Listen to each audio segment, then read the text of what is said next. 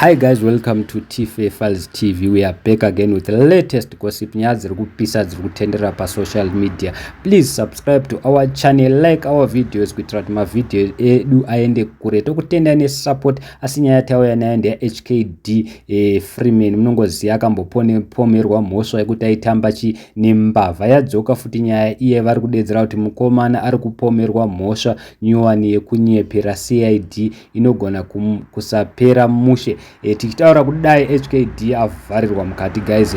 Akati iye mufesi uyu anonzi God knows machingure haanyasomuziva, anomuziva as a promoter of which ma-CID auya neimwe nyaya futi yareviewer auya neimwe statement achidedzera kuti iwe as early as 2015 Freeman had already met God knows machingure and the two appeared to know each other very well, that they even posed for a selfie and seemed happy in each other's company. Ndo zvekutaurwa nema-CID asi Hkd akadedza kuti handimuzive inini. Saka vanhu vataura zvinhu zvakawanda zvakasiyana siyana vakati komukomana Hkd anopunyuka here apa sezita rake munongoziva anonzi Freeman. Asi vazukuru vambuyananda vari kudedzera kuti zviya zvatakambotaura kuti ukadziya moto wembavha niwe watove mbavha, because vamwe vanededzera kuti sezita rake anogona ngobuda because tomuziva arisiri mbavha, ari muimbi, because munhu ichi ipromota aitamba naye. Munongoziva mega God knows machingure imbavha iya yakabatwa nemapurisa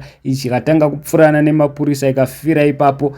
Vanhu vakatodiscover kuti mufesi uyu imbavha naye because aizikanwa ari munhu ane chibhanzi, ari mbinga muHarare, aifarira kupa vanhu mari zvisingaite nemabhebhi, asi vanhu vanga vasingazivi kuti mbavha. Saka vanhu vakazotaura zvinhu zvakawanda vakadedza kuti aiwa, munhu anofanira kuziva kuti ari kutamba nemunhu anoshanda kupi, anoita basa rei, because wabatwa wakuti inini handizive sezviri kuitika kuna Freeman. Vanhu vari kudedza kuti aiwa Freeman ari innocent, siyanai nemukomana, CID inenge yakungoda mari, of which Hkd akabudiswa I'm sure early of kupera kwegore radarika kana kuti kutanga kwaro handichanyasozivi, yakambonetsa nyaya yacho. Asi yadzoka zvekare mukomana ari kusumudzirwa mhepo kuna Hkd, mhepo dziripo, because tichaura kudai avharirwa mukomana. Handizivi guys munoti kudii, because God knows machingure anga ari promoter, aipromotawo Hkd Freeman vachienda kune dzimwe nzvimbo kunoimba,